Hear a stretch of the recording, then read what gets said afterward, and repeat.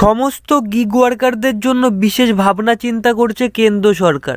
সম্প্রতি কিন্তু এই গিগ ওয়ার্কার শব্দটি বেশ সবার মুখে মুখেই ছড়িয়ে পড়েছে, কিন্তু এর মানে কোন কর্মীদের বোঝানো হচ্ছে সেটাও কিন্তু আপনার জানা প্রয়োজন।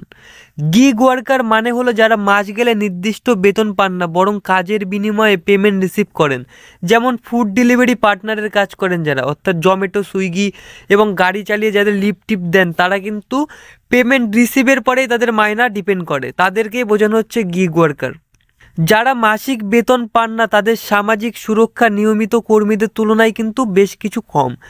এই গিগ ওয়ার্কারদের জন্য সামাজিক সুরক্ষা নিশ্চিত করতে চাইছে কেন্দ্রীয় সরকার। এর জন্য প্রাথমিক কিছু চিন্তাভাবনাও করা হয়েছে। কাজের বিনিময়ে উপার্জন করা কর্মীদের জন্য সরকার কি ভাবছেন আজকের এই ভিডিওটির মাধ্যমে আপনাদের সকলকে জানানো হবে। তো সেটা জানার আগে আপনাদের সকলকে একটি কথা জানাতে চাই।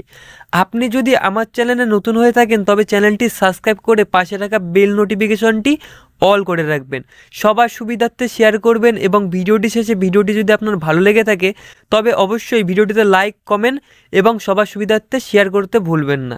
তো চলুন ভিডিওটি শুরু করা যাক। সংবাদ মাধ্যমে প্রকাশিত খবর অনুযায়ী যে সকল কর্মীদের জন্য পেনশন নিশ্চিত করতে চাইছে সরকার, নিয়মিত কর্মীদের মাস মাইনা থেকে যেমন কিছু অংশ কেটে নিয়ে প্রভিডেন্ট ফান্ডে রাখা হয়, তেমনই কিন্তু একটি ব্যবস্থা গিগ ওয়ার্কারদের জন্য করতে চাইছে কেন্দ্রীয় সরকার। তো বোঝা গেল এইখানে গিগ ওয়ার্কারদের জন্য পেনশন দিতে চাইছে কেন্দ্রীয় সরকার। তো এবার আপনার মনে প্রশ্ন আসতে পারে যে এটা কী করে সম্ভব। বেশি উপার্জনের জন্য অনেক গিগ ওয়ার্কাররাই কিন্তু একাধিক কাজ করে থাকেন, অর্থাৎ 8 ঘন্টা যদি ডিউটি হয় তারপরে আরও কিন্তু তারা 2-4 ঘন্টা এক্সট্রা কাজ করে কিছু অর্থ উপার্জনের জন্য। এই ব্যাপারটা নিয়মিত কর্মীদের সঙ্গে কিন্তু আলাদা। এই পরিস্থিতির সঙ্গে মোকাবেলা করার জন্য তাদের একটি নির্দিষ্ট প্রভিডেন্ট ফান্ড সংস্থার ব্যবস্থা করা যেতে পারে। তাহলে এই সংশ্লিষ্ট সব সংস্থার পক্ষে থেকেই সেখানে সামাজিক সুরক্ষার খাতের জন্য বরাদ্দ অর্থ সহজে জমা করা সম্ভব হবে। যদিও এই ব্যাপারটা এখনও চূড়ান্ত প্রকাশ করা হয়নি, অর্থাৎ এখনও কিন্তু এই ব্যাপারটা পুরোপুরিভাবে কার্যকর হয়ে ওঠেনি।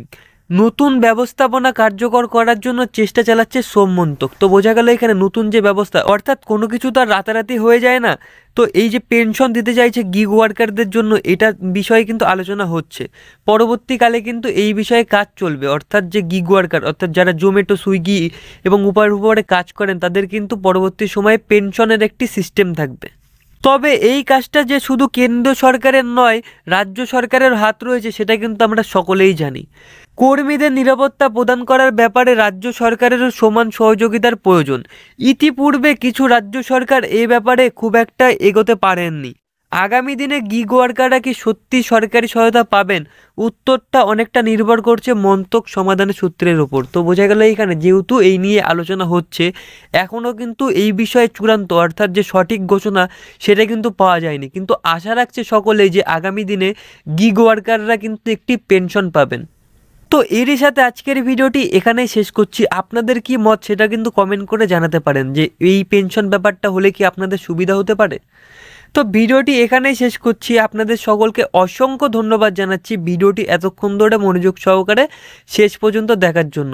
ভিডিওটি ভালো লাগলে পরে অবশ্যই ভিডিওটিতে লাইক, কমেন্ট এবং সবার সুবিধার্থে শেয়ার করতে একদমই ভুলবেন না।